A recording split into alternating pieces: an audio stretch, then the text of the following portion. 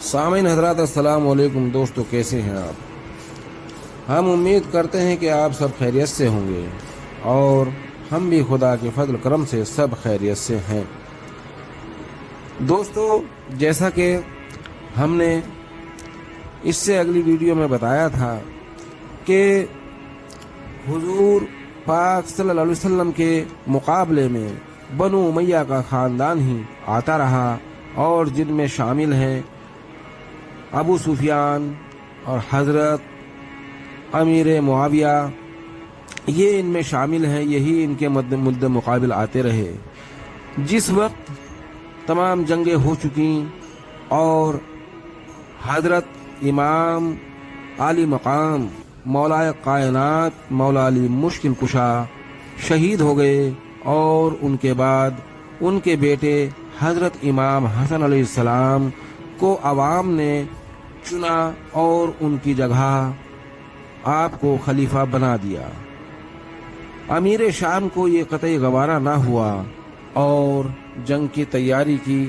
تب مولا امام حسن علیہ السلام نے صلح کی اور اپنی کچھ شرطیں رکھیں۔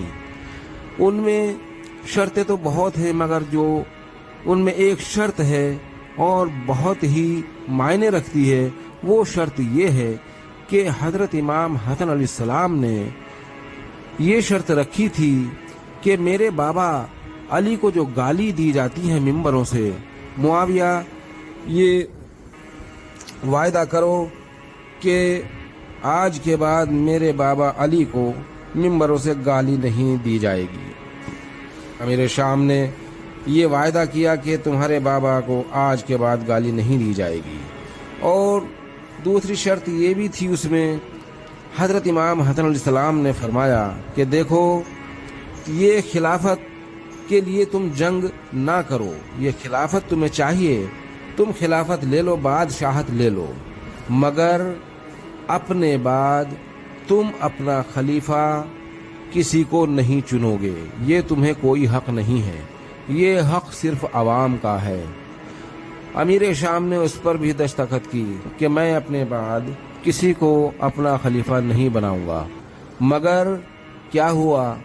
امیر شام نے اپنے مرنے سے پہلے اپنے بیٹے کو اپنا خلیفہ بنا دیا۔ اب تمام مسلمان یہ کہتے ہیں کہ اس میں حضرت امیر معاویہ کی تو کوئی خطا ہی نہیں، وہ تو یزید پلید نے ایسا کیا نہیں، یہ غلط کہتے ہیں۔ اگر حضرت امام حسن علیہ السلام کی وہ وصیت یاد رکھتا اور اس وصیت پہ عمل کرتا تو شاید یہ جو معاملہ پیش آیا، یہ معاملہ پیش نہ آتا۔ امیر شام نے اپنے بیٹے کو خلیفہ بنایا اپنے جیتے جی، اور جب کچھ مسلمانوں نے، تمام صحاباؤں نے، جو صحابی رسول ہیں، عاشق ہیں، مولا کائنات مولا علی مشکل کشا کو اپنا مولا بھی مانتے ہیں، وہ انہوں نے کہا کہ تم نے اپنا خلیفہ اپنے سامنے کیسے بنا دیا؟ تو امیر شام نے یہ دلیل دی کہ جس طرح سے حضرت ابو بکر صدیق رضی اللہ تعالی عنہ نے اپنا خلیفہ حضرت عمر فاروق رضی اللہ عنہ کو بنایا تھا، اسی طرح میں نے بھی بنا دیا۔ بہرحال یہ ہوا اس کا انجام کہ یزید کو اس نے خلیفہ بنا دیا، اور یزید تو پلید تھا، اس کے دماغ میں جو خرافات بھری ہوئی تھی وہ تو اہل بیت سے بدلے کی خرافات بھری ہوئی تھی، اسی لیے اس نے خلیفہ بنتے ہی اور اہل بیت پہ اس نے اپنی سختی،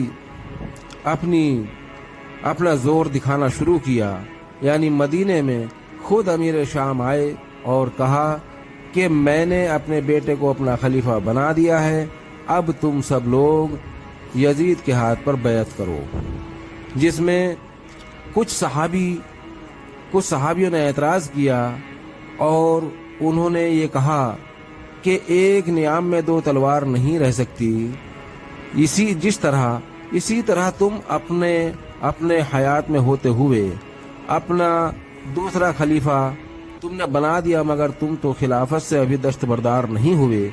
या तो तुम खिलाफत से दस्तबरदार हो जाओ, हाथ उठा लो और अपने बेटे को बनाओ, नहीं तो दोनों अभी कायम हो खिलाफत पर, तो इस तरह से कैसे बैत की जा सकती है।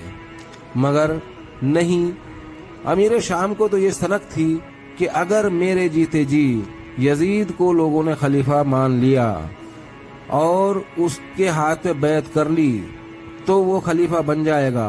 अगर मेरे सामने नहीं माना किसी ने तो बाद में भी कोई नहीं मानेगा।